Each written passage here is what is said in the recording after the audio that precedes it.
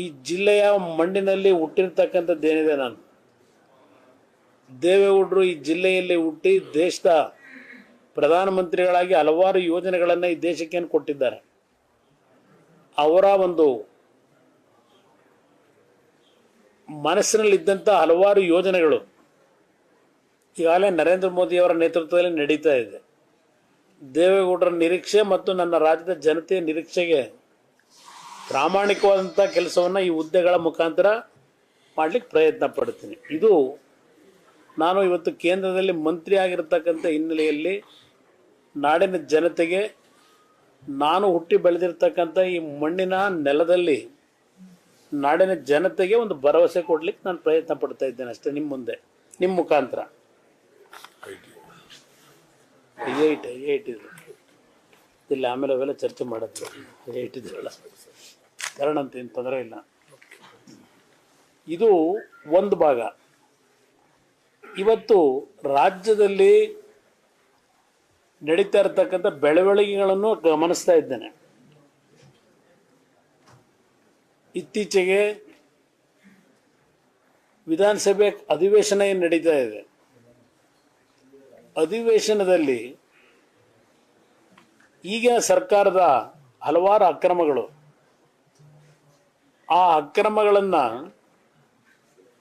ಇವತ್ತು ಸಮಜಾಯಿಷಿ ಕೊಡ್ತಕ್ಕಂಥದ್ದು ಎಷ್ಟು ಕಸರತ್ತು ನಡೀತಾ ಇದೆ ಈ ಸರ್ಕಾರದಿಂದ, ಈ ರಾಜ್ಯದ ಮುಖ್ಯಮಂತ್ರಿಗಳಿಂದ. ಅದಷ್ಟೇ ಅಲ್ಲ, ಈ ಮುಖ್ಯಮಂತ್ರಿಗಳಿಗೆ ಉತ್ತರ ಕೊಡ್ಲಿಕ್ಕಾಗದೆ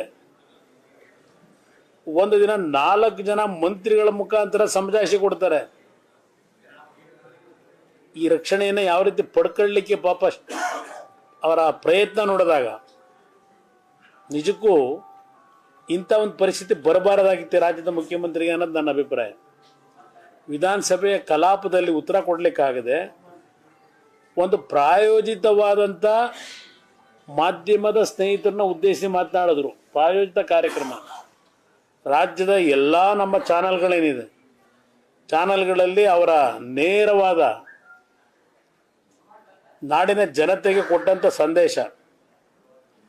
187 ಕೋಟಿ ಎಲ್ಲ ದುಡ್ಡು ನುಂಗಾಕಿರೋದು, 94 ಕೋಟಿ ಅಂತೇಳಿ ಪಾಪ ಅವ್ರು ಏನು ಹೇಳ್ತಾರೆ, 94 ಕೋಟಿ ತಿಂದರೂ ಭ್ರಷ್ಟಾಚಾರವೇ, 90 ಕೋಟಿ ತಿಂದರೂ ಭ್ರಷ್ಟಾಚಾರ, 90 ರೂಪಾಯಿ ತಿಂದರೂ ಭ್ರಷ್ಟಾಚಾರವೇ, 94 ಕೋಟಿ ಅಷ್ಟೇ ಅಕ್ರಮ ಅಂತಕ್ಕಂಥದ್ದು ಏನು ಹೇಳ್ತಾರೆ.